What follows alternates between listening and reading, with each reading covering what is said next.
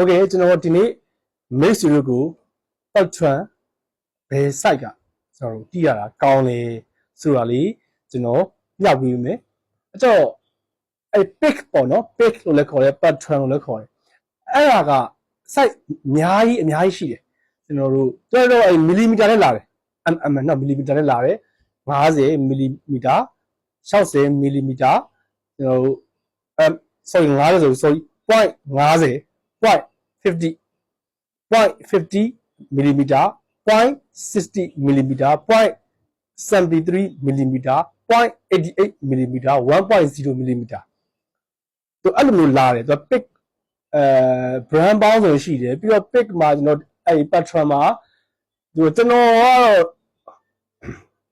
ကတော့3မျိုးပဲတည်တယ်လောလောဆယ်သူက plastic ရှိတယ်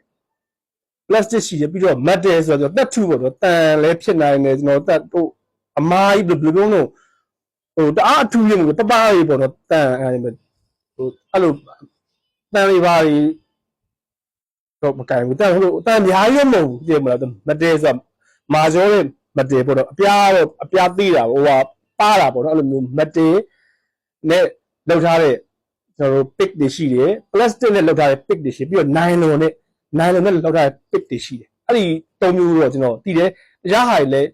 ရှိလားမသိဘူးသူတို့ကဘုံနဲ့လောက်တယ်အယိုးနဲ့လောက်တယ်ကျွန်တော် pick တွေလည်းရှိတယ်အဲ့ဒါရှိတယ်ဒါပြောကျွန်တော်မတွေ့ဘူးပါဘူးကျွန်တော်လည်းမတီးဘူးရှိတယ်အယိုးဆိုတာ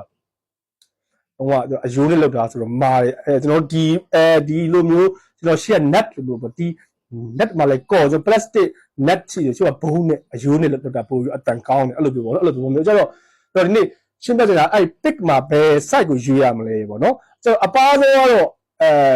point 50ပေါ့နော်အဲ့ဒါပိုင်းဟာလည်းရှိတယ်ပပလေးတွေ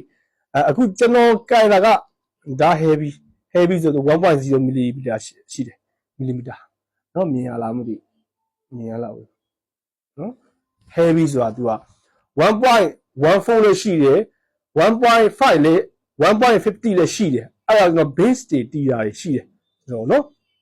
ပြီးတော့တချို့ကျွန်တော် rocker တွေပါရတော့အဲ့လိုမျိုး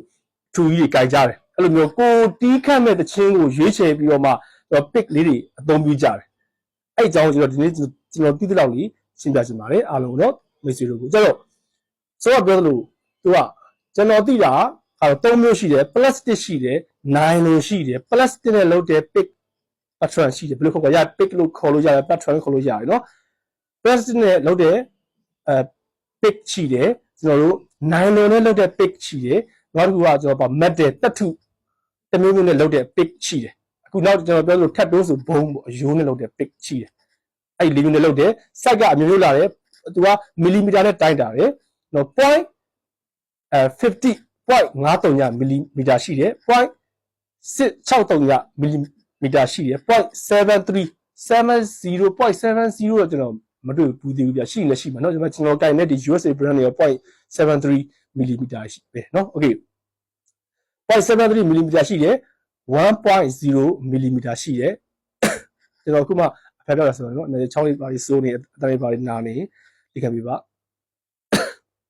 1.0 millimeter ရှိတယ်အဲ့ဒါထူတဲ့ဟာရှိတယ် heavy တွေအဲ့ဒါရော heavy ဖြစ်သွားကြ heavy လို့ခေါ်ကြတယ်เนาะအဲ့ကြတော့ကိုတီးခတ်မဲ့ချင်းနဲ့လိုက်တဲ့အဲ့ဒီ pick အရွယ်စားကိုကရွေးချယ်ပြီးတော့တီးရင်တီးရတာလည်းကောင်းတယ်လို့ကျွန်တော်တို့အဲ့ဒီရလည်းကောင်းတယ်ပြီးတော့pattern ချော်ထွက်ချင်းမချော်ထွက်ချင်းရောဒီအဖုလေးတွေပါတယ်မြင်လားမသိဒီမဲ့အဖုတစ်ကလေးတွေပါတယ်အဲ့အဖုတစ်ကလေးတွေပါတာပို့ပြီးတော့ကောင်းတယ်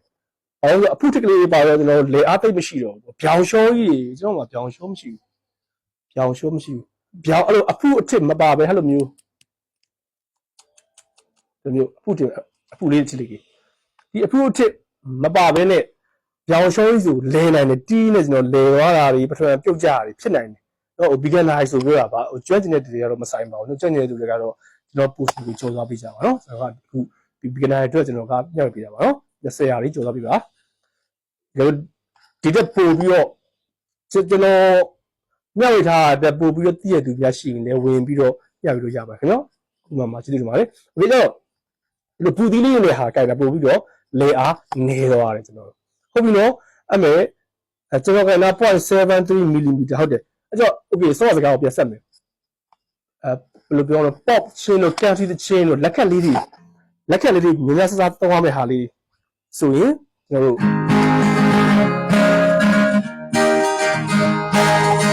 ချွေးနေအတန်ရွှင်းနေအောင်တီးမယ်ဆိုကျွန်တော် 0.73 ဒါမှမဟုတ်ရင် 0.60 ရတယ် 0.73 0.60 ဒီဘက်မှာဟောဒီပါပါတယ် 0.73 0.60 အဲ့ဒါလေးတွေကတင့်တော်တယ်ကျွန်တော်တို့ rocky ရောက်နည်းနည်း heavy ရေပုံလိုက်တယ် rocky ကြတော့ဒီလို rocky ကြီးကြတော့အမာကြီးပို့ပြီးတော့ကောင်းတယ်ဘာလို့ဆိုတော့ rock ချင်းနေကြတယ်သူကဘာကိုကြီးကန်ရမယ် power ကိုကြီးဒီကဘလုံးကြီး sorry သုံးချင်လဲဒီမှာနော်ဒီမှာထားပြရဆိုတော့ဒီအဲ့ရောင်းရတယ် okay ပါဝါကိုယ်ကန်ရမယ်ဘာကိုယ်ကန်ရပြီးတော့ rock ချင်းပြတဲ့အတွက်ကျွန်တော်လုံးဝအပေါ်ကျိုးကြီးကြီးကလေးတီးရရှိတယ်ဟိုအသားပေးပြီးအဲ့ဒါကြောင့်ဒီလိုမာတဲ့ဟာတွေကပို့ပြီးတော့ကောင်းပါတယ်ကျွန်တော်တို့ Jordan country တို့ pop ချင်းတို့ဘာလို့ Jordan ဆိုမဲ့သူတွေကတော့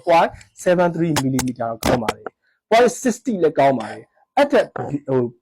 ကျော်သွားပြီ 0.50 ပါရှိတယ် 0.30 ရှိတယ်ဗျနော်အဲ့ဒါဆိုတော့နည်းနည်းအားဒီကြက်အတိုင်းပါသွားမှာဒီပတ်ထွက်ရိုက်တယ်လေဒီပတ်ထွက်ခက်တဲ့တိုင်းဒီတိုင်းတအားပါသွားရင်လည်းမလောက်ဘူးခင်ဗျာနော်အားကြောင့်မို့ကျွန်တော်တို့ပုံနေတော့ပြော beginner သမားတွေကတော့ 0.73 mm 0.60 mm အဖုပါတဲ့ပတ်ထွက်လေးကပိုကောင်းပါတယ်เนาะအဲ့လိုလေးကျွန်တော်ညှောက်ပေးချင်ပါတယ်တကယ်ကျွမ်းကျင်တဲ့သူတွေကတော့ lead တွေပါတွေ rock တွေပါတွေတီးခြင်း lead တွေပါတွေဆွဲခြင်းတော့ကျွန်တော်တို့ heavy ပတ်ထွက် 1.0 1.14 1.50 အဲ့ဒါပိုကောင်းပါတယ်တို့တွေကျွန်တော်အကြံပေးချင်ပါတယ်เนาะကျန်တာကတော့လူကြီးမင်းတို့အယောင်တွေပါရတော့ကိုကြိုက်တာရွေးအသားပြောမယ်ခြေသွားတယ်9မိနစ်ကျော်သွားပြီเนาะအသားပြောမယ်အသားကြောင့် plastic နဲ့တီးရဲ့အတန်နဲ့နိုင်လုံးနဲ့တီးရဲ့အတန်နဲ့လည်းနည်းနည်းကွာတယ် plastic ကနည်းနည်းအုပ်တယ်နိုင်လုံးကချွင်တယ်အဲ့လိုမျိုးမတ်တယ်ကြတော့ rock တွေတီးရဆိုမတ်တယ်ကကျွန်တော်မတီးဘူးရမတ်တယ်ကတော့မတ်တယ်မတီးဘူးနည်းနည်းလေးတော့မတ်တယ်လည်းနည်းနည်းအုပ်လိမ့်မယ် rock ဆိုလေးမတ်တယ်နဲ့တီးရဆိုဒီပထမနဲ့ကတ်တဲ့အတန်ကအကိုကကွာတယ်အဲ့လိုပေါ့နော်ဘုံဆိုရင်တော့ဘုံအယိုးနဲ့လုပ်တဲ့ပထမဆိုရင်ကတော့သူကတော့နည်းတအားတီးရင်တော့ကိုယ်မလားမသိဘူးเนาะအဲ့လိုမျိုးပါဒါတော့ကျွန်တော်အတွေးပေါ့နော်မတီးဘူးပါဘူးเนาะအဲ့ကြတော့plastic နဲ့တီးတဲ့ပထမနဲ့နိုင်လုံးနဲ့တီးတဲ့ပထမနဲ့ကမတူအတဖက်ချင်းကြတော့ plastic ကနည်းနည်း option နိုင်တော့ကြတော့တန်ကိုပို့ပြီးတော့ရွှေ့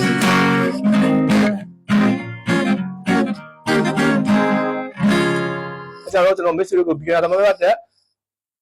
0.73 mm ဒါမှမဟုတ် 0.60 mm အဲ့ကြားရဟာလေတခြား brand တွေပါရှိကြပါတယ်သုံးလို့ရပါတယ်ဟုတ်ပြီနော်အဲ့ဒါလေးအသုံးပြုဖို့အတွက်ကျွန်တော်ဒီလောက်လေးမျှော်ပြပါတယ်အားလုံးအဆင်ပြေကြပါစေကျေးဇူးတင်ပါတယ်